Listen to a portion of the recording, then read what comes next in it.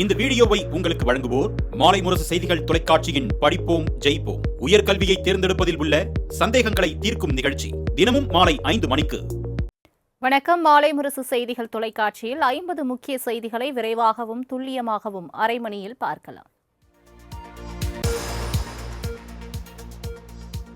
நடிகர் அஜித்குமார், கிரிக்கெட் வீரர் அஸ்வின் உள்ளிட்டோருக்கு குடியரசுத் தலைவர் திரௌபதி முர்மு பத்ம விருதுகளை வழங்கி கௌரவித்தார்.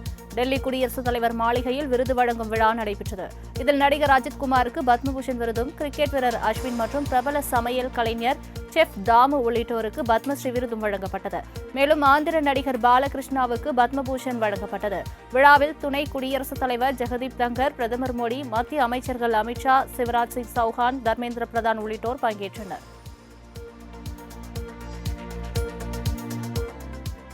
தமிழக அமைச்சராக மீண்டும் பதவியேற்றுக் கொண்ட மனோ தங்கராஜுக்கு பால்வளத்துறை ஒதுக்கீடு செய்யப்பட்டுள்ளது. தமிழக அமைச்சரவையிலிருந்து செந்தில் பாலாஜி, பொன்முடி ஆகியோர் அண்மையில் விடுவிக்கப்பட்டனர். இந்த நிலையில் சென்னை கிண்டியில் உள்ள ஆளுநர் மாளிகையில் அமைச்சராக மனோ தங்கராஜ் மீண்டும் பதவியேற்றார். அவருக்கு ஆளுநர் ஆர் என் ரவி பதவி பிரமாணம் செய்து வைத்தார். இதனையடுத்து மனோ தங்கராஜுக்கு பால்வளத்துறை ஒதுக்கீடு செய்யப்பட்டுள்ளது. மாநில அரசு பணியாளர்களுக்கு 2% அகவிலைப்படி உயர்வு உள்ளிட்ட 9 முக்கிய அறிவிப்புகளை சட்டப்பேரவையில் 110 விதியின் கீழ் முக்கிய 9 அறிவிப்புகளை முதலமைச்சர் மு.க.ஸ்டாலின் வெளியிட்டார். அதில் அரசு பணியாளர்கள் மற்றும் ஆசிரியர்கள் குடும்பத்தினருடன் பண்டிகையை சிறப்பாக கொண்டாட பண்டிகை கால உதவித்தொகை 10,000 ரூபாயிலிருந்து 20,000 ரூபாயாக உயர்த்தி வழங்கப்படும். ஓய்வூதியதாரர்களுக்கு பண்டிகை கால முன்பணம் 4,000 ரூபாயிலிருந்து 6,000 ரூபாயாக உயர்த்தி வழங்கப்படும் என ஆராயும் குழு செப்டம்பர் எதிரான குற்ற செயல்கள், கொலை, கொள்ளை என நாளுக்கு நாள் அதிகரித்து வருவதாக எதிர்க்கட்சித் தலைவர் எடப்பாடி பழனிசாமி குற்றம் சாட்டியுள்ளார். தமிழ்நாடு சட்டப்பேரவையில் பேசிய எதிர்க்கட்சித் தலைவர் எடப்பாடி பழனிசாமி, கடந்த 4 ஆண்டு திமுக ஆட்சி திருப்திகரமாக இல்லை எனவும், போதைப் பொருள் நடமாட்டம், பெண்களுக்கு எதிரான குற்றச் செயல்கள், கொலை, கொள்ளை என நாளுக்கு நாள் அதிகரித்து வருவதாகவும் குற்றம் சாட்டினார். மேலும் திமுக ஆட்சியில் சிறுமி முதல் பாட்டி வரை பாலியல் வன்கொடுமைக்கு ஆளாக்கப்பட்டு வருவதாக குற்றம் சாட்டிய எடப்பாடி பழனிசாமி, குற்றங்கள் குறைக்கப்பட வேண்டும் எனவும் வலியுறுத்தினார்.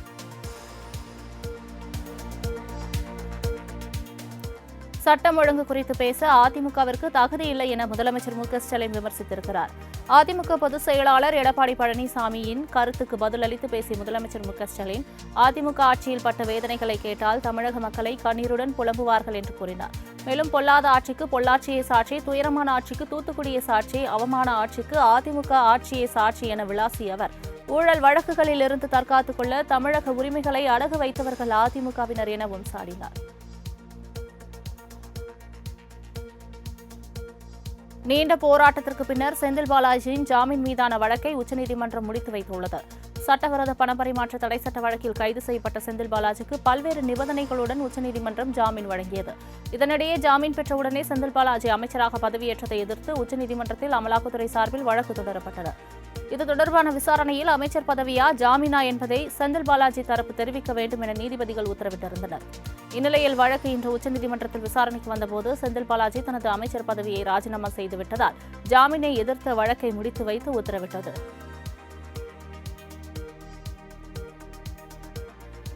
திமுக ஆட்சியில் காவலர்களின் நலன் பேணி பாதுகாக்கப்பட்டு வருவதாக முதலமைச்சர் மு.க.ஸ்டாலின் தெரிவித்துள்ளார். சட்டப்பேரவையில் OS மணியனின் கேள்விக்கு பதிலளித்த அவர், காவலர் சேம நிதியின் கீழ் உயிரிழந்தால் வழங்கப்படும் நிதி 1 லட்சமாக உயர்த்தப்பட்டுள்ளதோடு அவர்களின் பிள்ளைகளுக்கு வழங்கப்படும் கல்வி பரிசுத் தொகையும் உயர்த்தப்பட்டுள்ளதாக கூறினார். கருணை அடிப்படையில் 2,500 நபர்களுக்கு மேல் வேலை வழங்கப்பட்டுள்ளது என்றும் முதலமைச்சர் மு.க.ஸ்டாலின் தெரிவித்தார். கள்ளக்குறிச்சி அருகே தொகுதி முகவர்கள் கூட்டத்தில் திமுகவினர் வாழை இலையில் பீர் பாட்டிலுடன் கறி விருந்து வைத்த வீடியோ இணையத்தில் வைரலாகி வருகிறது. கள்ளக்குறிச்சி மாவட்டம் ரிஷிவந்தியம் தொகுதி திருக்கோவிலூரில் திமுக சார்பில் தொகுதி முகவர்கள் கூட்டம் நடைபெற்றது. சந்தப்பேட்டை தனியார் திருமண மண்டபத்தில் நடைபெற்ற இக்கூட்டத்தில் கலந்து கொண்டவர்களுக்கு தலைவாழை இலை போட்டு சிக்கன், மட்டன், பரோட்டா, சாதம் உள்ளிட்ட உணவுகள் சுட சுட பரிமாறப்பட்டன. அதனுடன் தண்ணீர் பாட்டில் வைப்பது போல பீர் பாட்டில் வைத்த சம்பவம் அதிர்ச்சியை ஏற்படுத்தியது. இந்த வீடியோ மற்றும் புகைப்படம் சமூக வலைதளங்களில் வைரலாகியுள்ளது.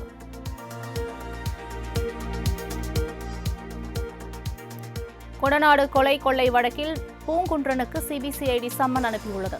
இவ்வழக்கில் இதுவரை 300க்கும் மேற்பட்டோரிடம் விசாரணை நடத்தப்பட்டுள்ள நிலையில் வழக்கின் முக்கிய குற்றவாளியாக கருதப்படும் கேரளாவை சேர்ந்த சயானிடம் கடந்த வாரம் சிபிசிஐடி போலீசார் விசாரணை மேற்கொண்டனர். அதனைத் தொடர்ந்து மறைந்த முன்னாள் முதலமைச்சர் ஜெயலலிதாவின் தனி உதவியாளர் பூங்குன்றன் அடுத்த மாதம் 6ஆம் தேதி கோவை சிபிசிஐடி அலுவலகத்தில் விசாரணைக்கு ஆஜராகுமாறு சம்மன் அனுப்பி விசாரணை முடுக்கிவிடப்பட்டுள்ளது.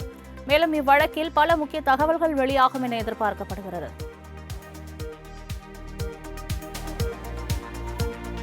மக்களவைத் தேர்தலில் வாக்காளர்களுக்கு பணம் கொடுக்க முயன்ற வழக்கின் விசாரணைக்காக திமுக எம்பி கதிரானந்த் வேலூர் நீதிமன்றத்தில் ஆஜரானார்.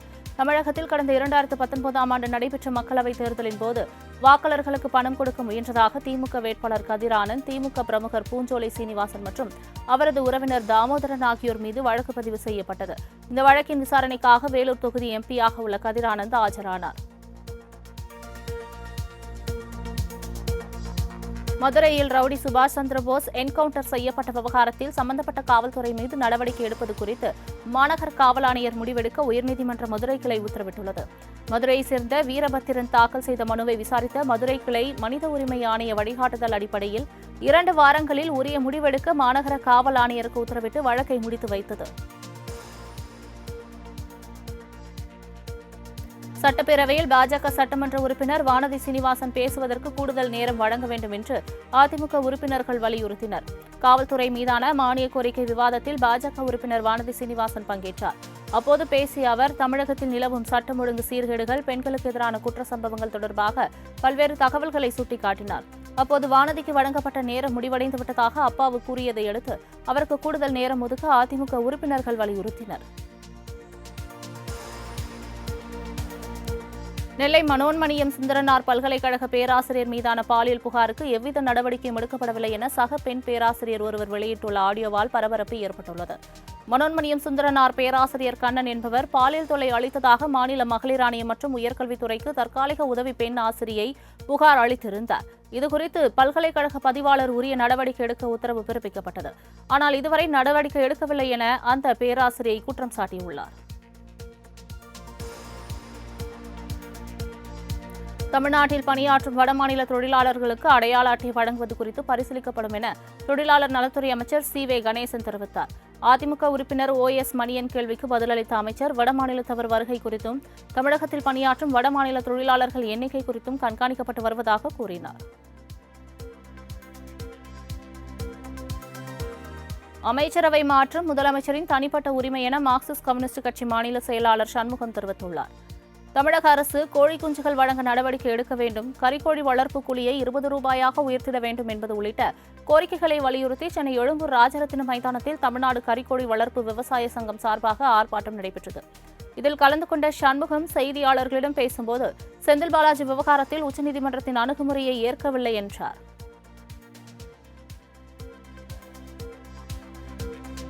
இரண்டாயிரத்து 26லும் இந்த ஆட்சியே தொடரும் என்று மதிமுக பொதுச் செயலாளர் வைகோ தெரிவித்துள்ளார். நீதி கட்சி நிறுவனர் சர்பிட்டி தியாகராயர் நூற்றாண்டு நினைவு நாளையொட்டி சென்னை ரிப்பன் மாளிகையில் அவரது படத்திற்கு மரியாதை செலுத்திய வைகோ அங்கு செய்தியாளர்களை சந்தித்தார். பஹல்காம் தாக்குதல் குறித்து நாடாளுமன்றத்தில் சிறப்பு கூட்டத்தொடரை கூட்ட வேண்டும் என்ற கோரிக்கை இருப்பதாக தெரிவித்தார். நாட்டிற்கே வழிகாட்டக்கூடிய நல்லாட்சி தரும் அரசாக திராவிட மாடல் அரசு உள்ளது என்றும் மகத்தான ஆட்சியை முதலமைச்சர் மு.க. ஸ்டாலின் நடத்தி வருவதாகவும் வைகோ தெரிவித்தார்.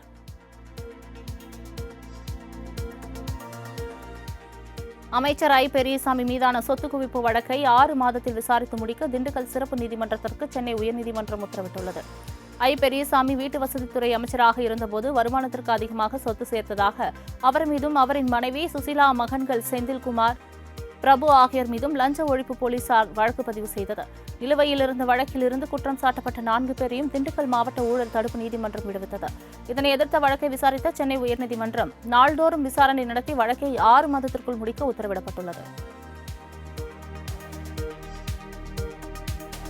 குடும்பத்திற்காக கூட்டணி வைத்த பழனிசாமியின் அரசியல் வீழ்ச்சியின் கவுண்டவுன் தொடங்கிவிட்டது என திமுக அமைப்பு செயலாளர் R.S. பாரதி விளாசியுள்ளார். இது தொடர்பாக அவர் விடுத்துள்ள அறிக்கையில், தோல்வியில் சாதனை படைத்தவரும் தோல்வி அதிமுகவை பாதாள வீழ்ச்சிக்கு கொண்டு சென்று கொண்டிருப்பதாக குறிப்பிட்டுள்ளார்.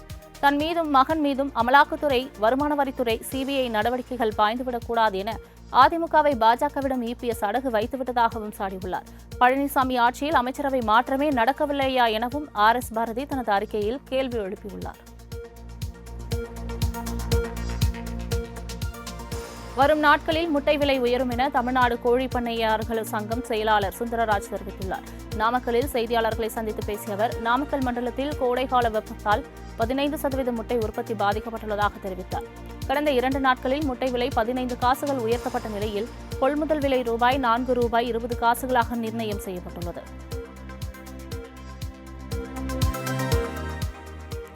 தமிழகத்தில் இன்றும் நாளையும் ஓரிரு இடங்களில் இடிமின்னல், பலத்த காற்றுடன் மிதமான மழை பெய்யக்கூடும் என சென்னை வானிலை ஆய்வு மையம் தெரிவித்துள்ளது.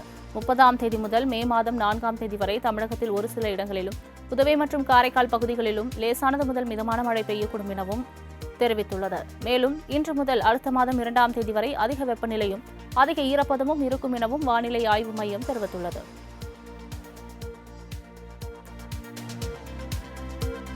வார விடுமுறை வழங்கவில்லை என்றால் காவலர்கள் நீதிமன்ற அவமதிப்பு வழக்கு தொடரலாம் என்று உயர்நீதிமன்ற மதுரை கிளை அறிவித்துள்ளது. காவலர்கள் முதல் சார்பு ஆய்வாளர்கள் வரை உள்ளவர்களுக்கு வார விடுமுறை வழங்க வேண்டும் என கடந்த 2021ஆம் ஆண்டு பிறப்பிக்கப்பட்ட அரசாணையை நடைமுறைப்படுத்த கோரி மதுரையை சேர்ந்த காவலர் செந்தில்குமார் தாக்கல் செய்த மனுவில் இவ்வாறு அறிவித்த நீதிமன்றம், அரசாணையை முறையாக நடைமுறைப்படுத்தப்படுவதை உறுதிப்படுத்த அரசுக்கு உத்தரவிட்டு வழக்கை முடித்து வைத்தது.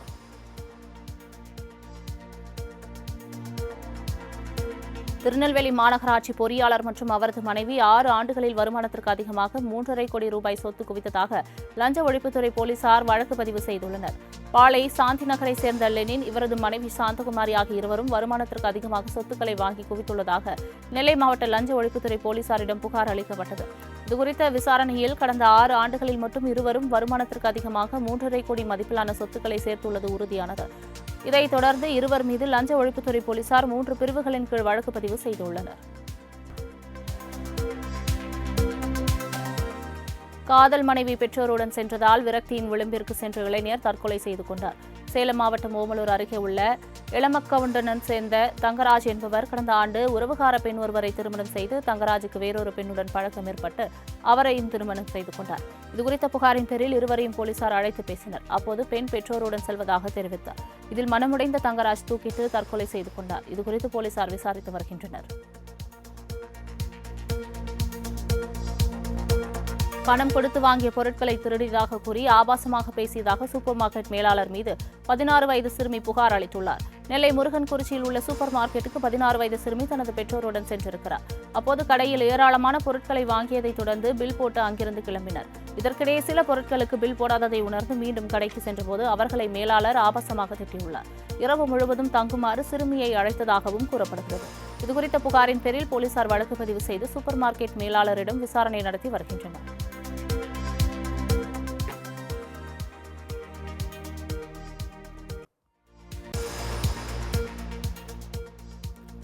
பூந்தமல்லி போரூர் வரையிலான மெட்ரோ ரயில் சோதனை ஓட்டம் நடைபெற்றது. பூந்தமல்லி முதல் போரூர் வரையிலான ரயில் வழித்தட பணிகள் நிறைவடைந்த நிலையில் சோதனை ஓட்டம் நடத்தப்பட்டது.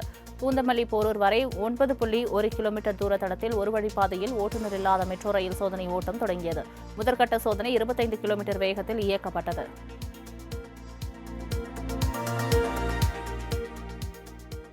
தமிழ்நாடு முழுவதும் மாவட்ட நீதிபதிகள் 77 பேரை பணியிட மாற்றம் செய்து சென்னை உயர்நீதிமன்றம் பதிவாளர் அறிவிப்பு வெளியிட்டுள்ளார்.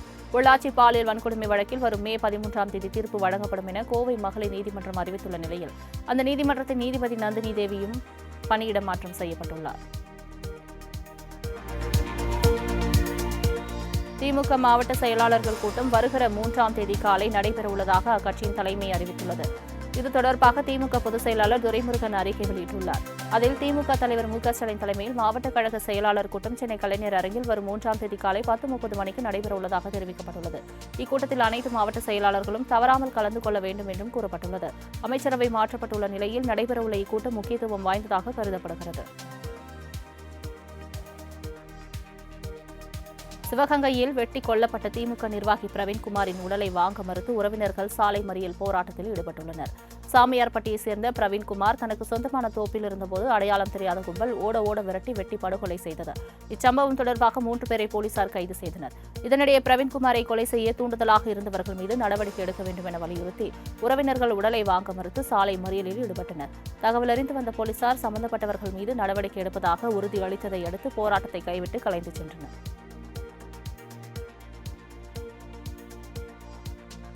ஜம்மு காஷ்மீர் தாக்குதலை தொடர்ந்து பாதுகாப்பு தயார் நிலை குறித்து பிரதமர் நரேந்திர மோடியிடம் மோடியை பாதுகாப்புத்துறை அமைச்சர் ராஜ்நாத் சிங் நேரில் சந்தித்து விளக்கம் அளித்தார். பஹல்காம் பயங்கரவாத தாக்குதலுக்கு பிறகு இரு நாடுகளுக்கும் இடையிலான பதற்றங்கள் அதிகரித்த நிலையில் பாதுகாப்பு படை தலைவர் ஜெனரல் அனில் சௌஹான் பாதுகாப்புத்துறை அமைச்சர் ராஜ்நாத் சிங்கை சந்தித்து பாகிஸ்தானை எதிர்கொள்ள எடுக்கப்பட்ட முக்கியமான முடிவுகள் குறித்து ஆலோசனை நடத்தினார். இதில் எடுக்கப்பட்ட முடிவுகள் குறித்து பாதுகாப்பு அமைச்சர் ராஜ்நாத் சிங் பிரதமரை அவரது இல்லத்தில் நேரில் சந்தித்து விளக்கம் அளித்ததாக செய்திகள் தெரிவிக்கின்றன.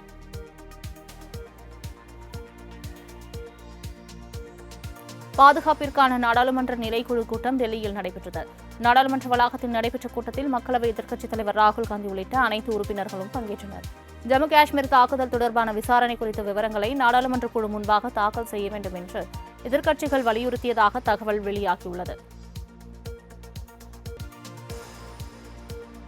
திருப்பதியில் செம்மர கடத்தலில் ஈடுபட்ட 7 பேர் கைது செய்யப்பட்டுள்ளனர். ஆந்திராவின் ஸ்ரீ காளஹஸ்தி வனப்பகுதியில் செம்மர கடத்தல் அதிரடிப்படை போலீசார் நடத்திய வாகன சோதனையில் 2.5 கோடி மதிப்பிலான 72 செம்மரக்கட்டைகள் பறிமுதல் செய்யப்பட்டன. ஆந்திர மாநிலம் திருப்பதி அருகே செம்மரக்கட்டைகள் கடத்தப்படுவதாக ஆந்திர போலீசாருக்கு தகவல் கிடைத்தது. இதன் அடிப்படையில் நடத்தப்பட்ட சோதனையின் போது திருப்பதி அருகே லாரிகள் மூலம் செம்மரக்கட்டைகள் கடத்தி வருவது தெரியவந்தது. இதனையடுத்து கடத்தல் லாரியை போலீசார் மடக்கி பிடித்தனர். இதுகுறித்து வழக்கு பதிவு செய்த போலீசார் தமிழ்நாட்டை சேர்ந்த 3 பேர் உட்பட மொத்தம் 7 பேரை கைது செய்தனர். பொது இடத்தில் கோபத்தை கட்டுப்படுத்த தவறி போலீஸ் அதிகாரியை கை ஓங்கி சர்ச்சையில் சிக்கியிருக்கிறார் கர்நாடக முதலமைச்சர் சித்தராமையா. கர்நாடக முதலமைச்சர் சித்தராமையா தலைமையில் மத்திய அரசை கண்டித்து பெலகாவியில் காங்கிரஸ் சார்பில் ஆர்ப்பாட்டம் நடைபெற்றது. இக்கூட்டத்தில் அவர் பேசிக் கொண்டிருந்தபோது பாஜகவை சேர்ந்த பெண்கள் சிலர் கூட்டத்தில் புகுந்து கருப்பு கொடி காட்டி சித்தராமையாவுக்கு எதிராக முழக்கங்களை எழுப்பினர். இதனால் ஆத்திரமடைந்த அவர் பாதுகாப்பு பணியில் இருந்த போலீஸ் அதிகாரியை மேடைக்கு அழைத்து என்ன செய்து கொண்டிருந்தீர்கள் என்று கேட்டு அடிப்பதற்கு கை ஓங்கிய காட்சி வைரலாகி வருகிறது. கள்ளக்குறிச்சி மாவட்டம் கனியாமூர் பள்ளி கலவர வழக்கில் ஒரே நேரத்தில் 94 பேர் கள்ளக்குறிச்சி நீதிமன்றத்தில் நேரில் ஆஜராகியுள்ளனர். கடந்த 2022ஆம் ஆண்டு கனியாமூர் தனியார் பள்ளி விடுதியில் மாணவி மர்மமாக உயிரிழந்த விவகாரம் தொடர்பான கலவர வழக்கில் 119 பேர் மீது வழக்கு பதிவு செய்யப்பட்டது. இந்த வழக்கில் 94 பேர் மட்டும் இன்று கள்ளக்குறிச்சி நீதிமன்றத்தில் ஆஜராகினர். இதில் தொடர்புடைய 3 பேர் இறந்துவிட்ட நிலையில் மீதமுள்ள 22 பேர் ஆஜராகாததற்கான காரணம் குறித்து அவர்கள் தரப்பு வழக்கறிஞர்கள் மனு தாக்கல் செய்தனர். இதனையடுத்து வழக்கு விசாரணை ஜூன் 10ஆம் தேதிக்கு ஒத்திவைக்கப்பட்டது. கன்னியாகுமரி அருகே 11ஆம் வகுப்பு மாணவன் கத்தியால் குத்தி கொலை செய்யப்பட்ட சம்பவம் பெரும் பரபரப்பை ஏற்படுத்தியுள்ளது. மாதவரம் பகுதியைச் சேர்ந்த கண்ணன் என்பவரது 16 வயது மகன் விஷ்ணு பரத் அப்பகுதியில் உள்ள ஸ்ரீமன் நாராயணசுவாமி கோவில் திருவிழாவிற்கு சென்றுள்ளார். அப்போது அங்கு கஞ்சா போதையில் இருந்த ஆட்டோ ஓட்டுநர் சந்துரு என்பவர் விஷ்ணு பரத்திடம் தகராறு செய்ததோடு கத்தியால் சரமாரியாக குத்தி கொலை செய்துள்ளார். இதுகுறித்து போலீசார் விசாரித்து கூடங்குளத்தில் பதுங்கியிருந்த சந்துருவை கைது செய்தனர்.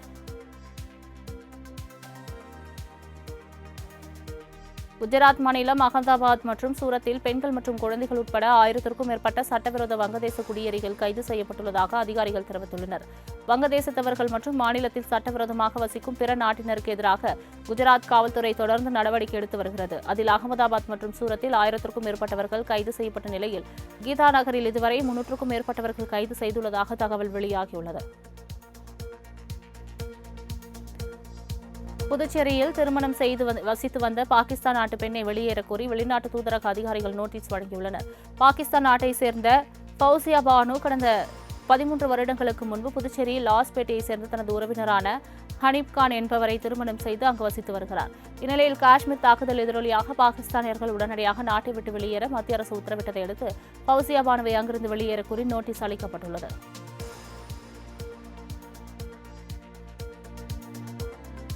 சென்னை குன்றத்தூர் மாங்காடு பகுதிகளில் சட்டவிரோதமாக தங்கியிருந்த வங்காளதேசத்தை சேர்ந்த 30க்கும் மேற்பட்டோரை டெல்லி போலீசார் கைது செய்தனர். மாங்காடு மற்றும் குன்றத்தூர் பகுதிகளில் வங்காளதேசத்தை சேர்ந்தவர்கள் சட்டவிரோதமாக தங்கியிருப்பதாக டெல்லி போலீசாருக்கு தகவல் கிடைத்தது. இதனையடுத்து மாங்காடு மற்றும் குன்றத்தூர் பகுதிகளில் உரிய ஆவணங்களின்றி சட்டவிரோதமாக தங்கியிருந்த வங்காளதேசத்தை சேர்ந்த 30க்கும் மேற்பட்டோர் கைது செய்யப்பட்டனர். ஈரோடு மாவட்டம் சத்தியமங்கலம் அடுத்த திம்பம் மலைப்பாதையில் உலா வந்த சிறுத்தையை கண்டு வாகன ஓட்டிகள் அச்சமடைந்தனர். திம்பம் மலைப்பாதையில் வாகன ஓட்டிகள் வாகனத்தில் சென்று கொண்டிருந்தபோது 6வது கொண்டை ஊசி வளைவில் சிறுத்தை ஒன்று சாலையை கடக்க முயன்றுள்ளது. அதனை கண்டு அச்சமடைந்த வாகன ஓட்டிகள் சிறுத்தையை செல்போனில் படம் பிடித்தனர். சிறிது நேரத்தில் சிறுத்தை அங்கிருந்து வனப்பகுதிக்குள் சென்று மறைந்தது. தற்போது இந்த வீடியோ சமூக வலைதளங்களில் வைரலாகி வருகிறது.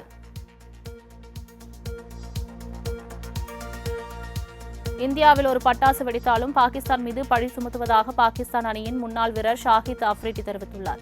ஜம்மு காஷ்மீர் பகல்காமில் கடந்த 22ஆம் தேதி பயங்கரவாதிகள் நடத்திய கொடூர தாக்குதலில் 26 சுற்றுலா பயணிகள் சுட்டுக் கொல்லப்பட்டனர். இதுகுறித்து பேசியுள்ள ஷாஹித் அஃப்ரிடி, பாகிஸ்தான் அமைதியை தான் விரும்புகிறது என்றும் தாங்கள் இந்தியாவுடன் நல்லுறவை மேம்படுத்தவே முயற்சிப்பதாகவும் கூறியுள்ளார். ஆனால் இந்தியா தனது சொந்த மக்களை கொன்று பழியை தங்கள் மீது போடுவதாகவும், இந்திய ராணுவத்தினர் 8 லட்சம் பேர் உள்ள நிலையில் தாக்குதல் நடந்த 1 மணி நேரத்தில் ஒருவர் கூட சம்பவ இடத்திற்கு வராமல் பாகிஸ்தானை குற்றம் சாட்டுவதாகவும் ஷாஹித் அஃப்ரிடி கூறியுள்ளார். ஐசிரி கணேஷ், பாக்யராஜ், ஆர் பார்த்திபன், புஷ்பா ஆகியோருக்கு வாழ்நாள் சாதனையாளர் விருது வழங்கப்பட்டது. சென்னை லீலா பேலஸில் நடைபெற்ற புரோவோக் விருதுகள் 2025 நிகழ்ச்சியில் சினிமா, கலாச்சாரம், வணிகம் மற்றும் புதுமை உள்ளிட்டவற்றில் புத்திசாலித்தனத்தையும் திறமையும் வெளிப்படுத்தவர்களுக்கு விருதுகள் வழங்கப்பட்டன. இதில் சிறந்த துணை நடிகருக்கான விருது கலையரசனுக்கு வழங்கப்பட்டது. OTT தொடரில் சிறந்த நடிப்பை வெளிப்படுத்திய ஐஸ்வர்யா ராஜேஷுக்கும் விருது வழங்கப்பட்டது.